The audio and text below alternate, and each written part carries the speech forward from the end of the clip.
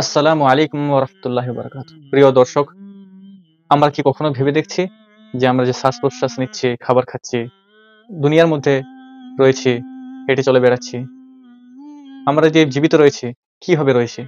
আমাদের উত্তর অবশ্যই জানা। যে মহান রব্বুল আলামিন সবকিছুকে পরিচালনা করছেন। তিনি আমাদেরকে বাঁচিয়ে রেখেছেন। তিনিই মত দেবেন ইনশাআল্লাহ।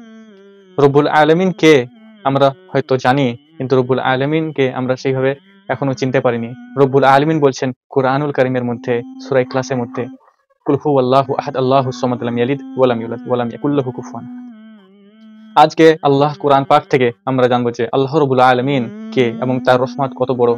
চলুন তাহলে আজকের এই ভিডিওটা শুরু করা যাক। আল্লাহ পাক রব্বুল আলামিন কুরআনুল কারীমের মধ্যে বলেছেন, তার পরিচয় তিনি নিজে দিয়েছেন। বলেছেন বিসমিল্লাহির রহমানির রহিম কুল হুয়াল্লাহু আহাদ আল্লাহুস সামাদ লাম ইয়ালিদ ওয়া লাম ইউলাদ ওয়া লাম ইয়াকুল লাহু কুফুয়ান আহাদ। রব্বুল আলামিন বলছেন কুরআনুল কারীমে যে হে মুহাম্মদ সাল্লাল্লাহু আলাইহি ওয়াসাল্লাম, বলুন যে আল্লাহ এক, আল্লাহ অদ্বিতীয়, আল্লাহ কারো মুখাপেক্ষী নন। আল্লাহকে কেউ জন্ম দেয়নি আর আল্লাহ কাউকে জন্ম দেননি, আর আল্লাহ সমকক্ষ কেউ নেই। সুবহানাল্লাহ। রব্বুল আলামিন সারা জাহানকে বানানে वाला, আপনাকে বানানে वाला, আমাকে বানানে वाला। রব্বুল আলামিন মানুষ সৃষ্টি করেছেন, জিন সৃষ্টি করেছেন, বিশ্ব ব্রহ্মাণ্ড সবকিছুকে সৃষ্টি করেছেন। রব্বুল আলামিন মানুষ ও জিনকে সৃষ্টি করেছেন তার ইবাদতের জন্য। আমরা শ্বাস-প্রশ্বাস গ্রহণ করছি, খাবার খাচ্ছি, দুনিয়ার বুকে হেঁটে চলে বেড়াচ্ছি। রব্বুল আলামিনের রহমতের কোনো শেষ নেই। আমরা বান্দারা যখন গুনাহের কাজ করি, ভুল কাজ করি, পাপ কাজ করি, তখন আমরা আল্লাহর রহমত থেকে নিরাশ হয়ে পড়ি।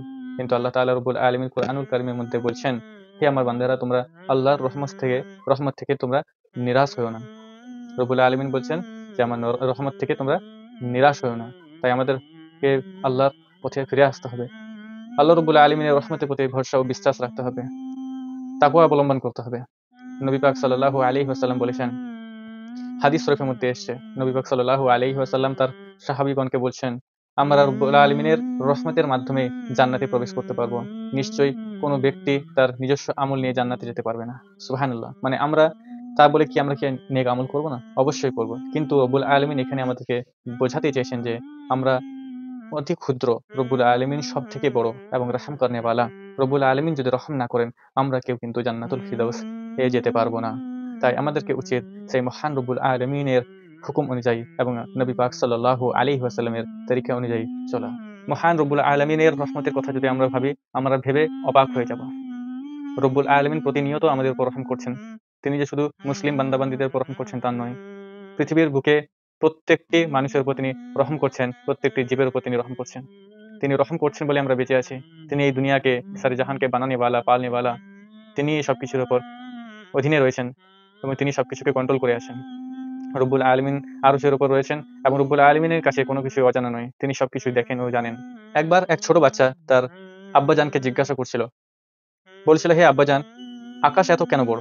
তখন সেই ছেলেটির আব্বাজান তার ছেলেটিকে বলেছিলেন যে এটা মহান আল্লাহ তাআলার কুদরত। তিনি আমাদেরকে দেখাচ্ছেন যে মহান রব্বুল আলামিন কত বড়, তার সৃষ্টি কত বড়। এবং রব্বুল আলামিন যে আকাশ সৃষ্টি করেছেন সেটাকে তিনি অনর্থক সৃষ্টি করেননি। মহান রব্বুল আলামিন আকাশকে আমাদের ছাদ রূপে সৃষ্টি করেছেন এবং জমিনকে আমাদেরকে দিয়েছেন একটা বড় উপহার হিসাবে, যেখানে আমরা আরাম নিই, অর্থাৎ আমরা আশ্রয় নিচ্ছি ওখানে। জমিনের মধ্যে আমরা আশ্রয় নিচ্ছি। আমরা রেস্ট করছি, আমরা আরাম করছি। রব্বুল আলামিন কেন এরকম বলেছেন? আমরা যদি সায়েন্স অনুযায়ী দেখতে যাই, তাহলে সায়েন্স অনুযায়ী আমরা জানতে পারি যে সায়েন্টিস্টরা বলছেন যে আকাশের মধ্যে এমন একটা স্তর আছে যেটাকে ওজোন স্তর বলা হয়। সেখানে সূর্যের অতিবেগুনি রশ্মি এসে পৌঁছতে পারে না। সেই যদি অতিবেগুনি রশ্মি যদি আমাদের শরীরে এসে পড়তো, তাহলে আমরা অনেক ক্ষতির সম্মুখীন হতাম। রব্বুল আলামিন আকাশের মাধ্যমে আমাদেরকে কিন্তু হেফাজত করছেন। মানবকুলের সঙ্গে পুরো পৃথিবীকে রব্বুল আলামিন হেফাজত করছেন। আর এই জমিনকে আমাদেরকে দিয়েছেন এক বড় নেয়ামত হিসাবে, যেখানে আমরা আরাম করি। তো রব্বুল আলামিন যদি এই জমিন, আসমান কোনো কিছু যদি সৃষ্টি না করতেন, তা আমরা কিন্তু আরাম করে এই পৃথিবীর বুকে থাকতে পারতাম না। আমরা কিভাবে ঠাঁই পেতাম? রব্বুল আলামিন সবথেকে ভালো জাননে ওয়ালা। তিনিই সবকিছু সৃষ্টি করেছেন মানুষের জন্য। সুবহানাল্লাহ। তাই রব্বুল আলামিন কুরআনুল কারীমের মধ্যে সূরা আর-রহমানের মধ্যে বলছেন, ফাবিআইয়ি আলাই রাব্বিকুমা তুকাজ্জিবান। আমরা আল্লাহর কোন কোন নিয়ামতকে অস্বীকার করব? অস্বীকার করার কোনো উপায় নেই। কি যারা অস্বীকার করে রব্বুল আলামিন তাদেরকে পছন্দ করেন না। কিন্তু রব্বুল আলামিন গুনাহের মাফ করার জন্য বসে রয়েছেন। রব্বুল আলামিন বলছেন, যে হে আমার বান্দারা, তোমাদের চাইতে দেরি, আমার দিতে দেরি নেই। রব্বুল আলামিনের সম্পদের ভান্ডার অনেক বড়, আমাদের ধারণার বাইরে।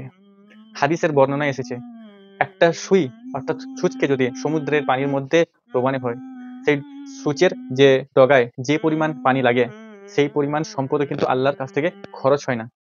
মানে আমরা যদি আল্লাহর কাছে কোনো কিছু চাই, গোটা দুনিয়ার মানুষ যারা গত হয়ে গেছেন, আবার যারা কিয়ামত পর্যন্ত আসতে চলেছে, আমরা সবাই মিলে যদি আল্লাহর কাছে চাই, আল্লাহ আমাদেরকে এই দাও ওই দাও, সবকিছু চেয়েও করেও আল্লাহর সম্পদের মধ্যে এতটুকু শেষ হবে না যে একটা সূচকে সমুদ্রের জলে ডোবালে যে পরিমাণ পানি, যে পরিমাণ জল সূচের যে ডগায় লাগবে, সেই পরিমাণ সম্পদ আল্লাহ রব্বুল আলমিনের ভান্ডার থেকে হয়, মানে খরচ হবে না। সুবহানাল্লাহ, মানে আল্লাহর কাছে, রব্বুল আলমিনের কাছে সম্পদ অনেক অনেক অনেক বেশি, যেটা আমাদের ক্ষুদ্র মস্তিষ্কের ধারণার বাইরে।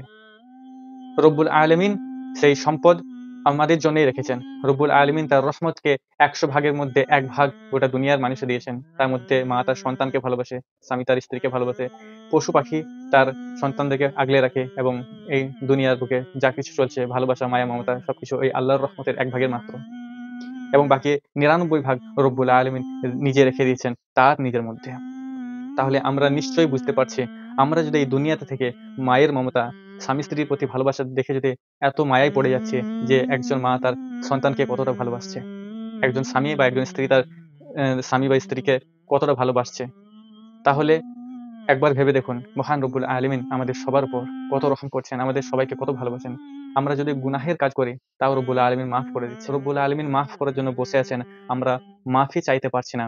আমাদেরকে চেষ্টা করতে হবে নবীজির তরিকা অনুযায়ী আল্লাহর রাস্তায় ফিরে আসা। রব্বুল আলামিন বলছেন, তোমাদের চাইতে দেরি, আমার দিতে দেরি নেই।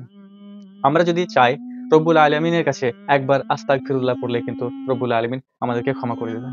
ইনশাআল্লাহ আমরা সবাই ইস্তেগফার কাসরাত সে পড়বো, ঠিক আছে? ইনশাআল্লাহ, সবাই বলি ইনশাআল্লাহ। রব্বুল আলামিনের কাছে আমাদের চাওয়ার অনেক কিছু জিনিস রয়েছে। রব্বুল আলামিন আমাদেরকে বলেছেন যে তোমরা চাও আমি দেব। আমরা কখন রব্বুল আলামিনের কাছে চাইবো? আমরা সবসময় রব্বুল আলামিনের কাছে চাইতে পারি। একটা নির্দিষ্ট সময় রয়েছে যখন আমরা আল্লাহর কাছে সবকিছু চাইবো, যেগুলো আমাদের দরকার। আমরা পানাহ চাইবো, আমরা মাফি চাইবো। আমরা অবশ্য সবাই জানি যে রব্বুল আলামিন আমাদেরকে দেওয়ার জন্য বসে রয়েছেন, কিন্তু আমরা সঠিকভাবে চাইতে পারছি না। কিন্তু যদি আমরা নামাজের মধ্যে যাই, সেজদার মধ্যে গিয়ে যদি আল্লাহর কাছে চাই, তো আল্লাহ পাক রব্বুল আলামিন আমাদেরকে সাহায্য করবেন ইনশাআল্লাহ। কারণ রব্বুল আলামিন কুরআনুল কারীমের মধ্যে বলছেন যে আমার বান্দা সবথেকে নিকটবর্তী হয় আমার ইবাদত করার সময়, সাজদা করার সময়। তো ইনশাআল্লাহ রব্বুল আলামিনের নিকট যখন আমরা সাজদা করব, তখন আমরা নিশ্চয়ই আল্লাহর আনুগত্য লাভ করব, এবং আল্লাহ রব্বুল আলামিনের কাছে যা চাইবো, রব্বুল আলামিন ভালোবেসে আমাদেরকে তাই দিয়ে দেবেন ইনশাআল্লাহ। রব্বুল আলামিন যখন বলেছেন, তখন নিশ্চয়ই তিনি দিনে বালা। রব্বুল আলামিন হক ইলাহ, রব্বুল আলামিন ছাড়া দ্বিতীয় কোনো হক এবং ইলাহ নেই। তাই আমাদেরকে তাকওয়া এবং তাওহীদ অবলম্বন করে চলতে হবে। আমরা সবাই রব্বুল আলামিনের রহমতের ছায়াতলে থাকবো ইনশাআল্লাহ। রব্বুল আলামিনের হুকুম যদি আমরা পালন করি, এই দুনিয়াতে কামিয়াবি রয়েছে, ইনশাআল্লাহ আখিরাতেও কামিয়াবি রয়েছে। কিয়ামতের ছায়াতলে, কিয়ামতের দিন রবের ছায়াতলে আমরা থাকবো ইনশাআল্লাহ। রব্বুল আলামিন 7 শ্রেণী মানুষকে তার আরশের ছায়াতলে রাখবেন। রব্বুল আলামিনের হুকুম অনুযায়ী চলতে হবে। রব্বুল আলামিন কুরআনুল কারীম নাযিল করেছেন, সেই কুরআনুল কারীম আমাদেরকে তিলাওয়াত করতে হবে, এবং রোজা রাখতে বলেছেন, রোজা রাখতে হবে। কিয়ামতের দিন রোজা এবং কুরআন আমাদের জন্য আল্লাহ পাকের কাছে সিফারিশ করবে।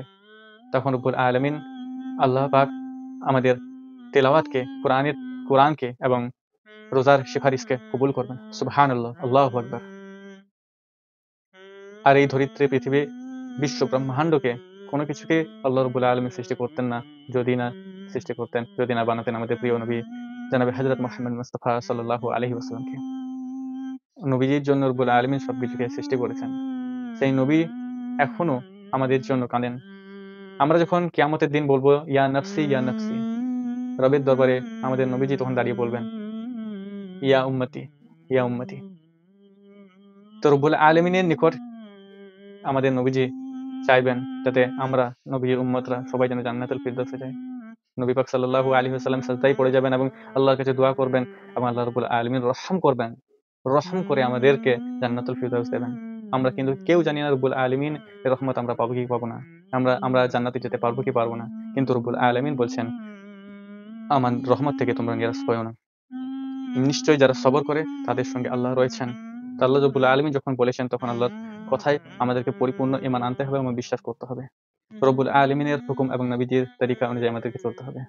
আমাদের যখন ভুল হয়ে যাচ্ছে, আমরা প্রতিনিয়ত ভুল করছি। আমাদেরকে আল্লাহর হুকুম অনুযায়ী চলতে হবে। নবীজির তরিকা অনুযায়ী আল্লাহর কাছে মাফি চাইতে হবে। আমরা আল্লাহর কাছে দোয়া করব ইনশাআল্লাহ। রব্বানা যালামনা আনফুসানা ওয়া ইল্লাম তাগফির লানা ওয়া তারহামনা লানাকুনান্না মিনাল খাসিরিন। রব্বুল আলামিনের কাছে দোয়া করব, রব্বানা আতিনা ফিদ দুনিয়া হাসানাহ ওয়া ফিল আখিরাতি হাসানাহ ওয়া কিনা আযাবান নার। মহান রব্বুল আলামিন আমাদেরকে সবাইকে মাফ করুন এবং আমাদেরকে আল্লাহর হুকুম নবীজির তরিকা অনুযায়ী চলার তৌফিক দান করুন। আজকে এই ভিডিও এতটুকুই। ইনশাআল্লাহ পরের একটা ভিডিওতে দেখা হচ্ছে। ভিডিওটি যদি আপনাদেরকে ভালো লেগে থাকে তাহলে অবশ্যই সাবস্ক্রাইব করবেন এবং এই ভিডিওটা বেশি করে শেয়ার করে দেবেন। আসসালামু আলাইকুম ওয়া রাহমাতুল্লাহি ওয়া বারাকাতুহু।